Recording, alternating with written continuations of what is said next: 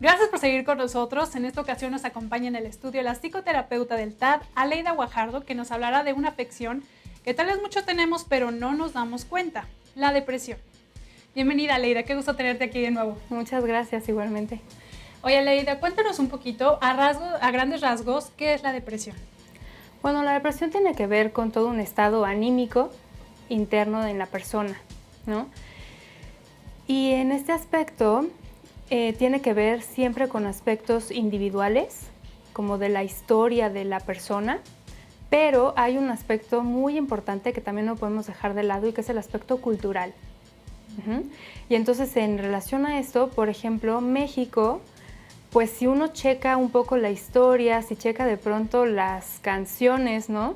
Pues son como canciones muy depresivas, ¿no? O sea, como el desamor, como las cosas que de pronto no están como tan bien, ¿no? Y entonces sí existe lamentablemente pues una sensación de pronto en el mexicano como que no vale lo suficiente, ¿no?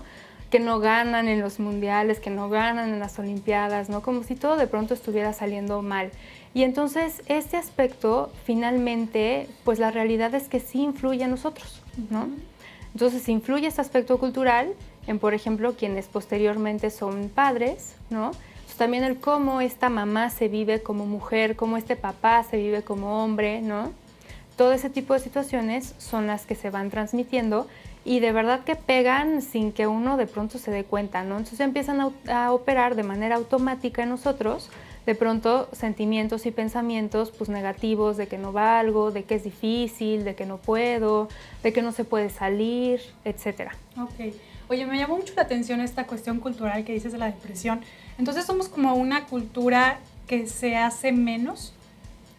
Pues en muchos casos sí. Ajá.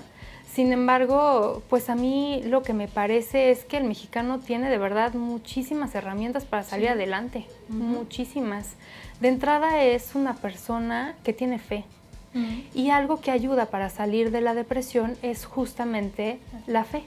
Mira, qué interesante. Oye, ¿de qué manera se puede diagnosticar? Por ejemplo, ¿cómo te das cuenta que alguien está sufriendo depresión? Bueno, el diagnóstico como tal de depresión pues ya tiene unos síntomas como muy específicos, pero cuando estamos hablando de un trastorno, ¿no? Pero bueno, a grandes rasgos y de manera como general, pues cuando una persona de pronto está más bien triste la mayor parte del tiempo o está teniendo pensamientos de quererse morir, de ya no querer estar aquí, de que las cosas no le salen bien. Puede ser tanto falta de apetito como más bien un aumento en el apetito, mucho sueño o de pronto incluso el insomnio. O sea, es como muy variable. Okay. ¿A qué edades es más recurrente o en qué situaciones ha sido más recurrente esta situación?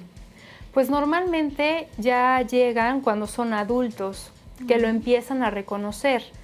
Pero la depresión existe desde que de pronto uno es bebé, o sea, hay estudios en los cuales se ve bebitos hospitalizados, ¿no? Que por alguna razón están enfermos y tienen que estar ahí, que cuando les está haciendo falta como el vínculo, igual el amor, la presencia de los padres, ¿no?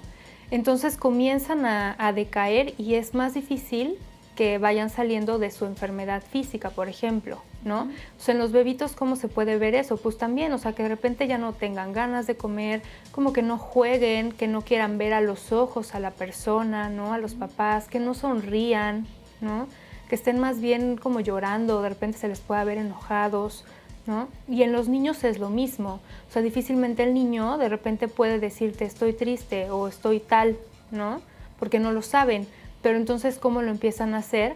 Pues ahí más bien en los niños y, por ejemplo, en los hombres, pues empiezan con conductas como muy rebeldes, ¿no? O sea, como más bien queriendo llamar la atención, entonces resulta que están constantemente en problemas, ¿no? Y siempre se tiene que estar yendo a la escuela por ellos porque algo ya hicieron mal. Pues es una manera que ellos tienen de llamar la atención y decir, oigan, algo en mí no está bien. Ok. Aleida, si no se es tratado a tiempo, ¿qué pasa? ¿Hasta dónde puede llegar?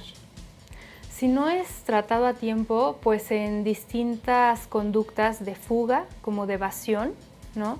Entonces puede ser desde depresión, alcoholismo, drogadicción, trastornos de alimentación, promiscuidad, ¿no?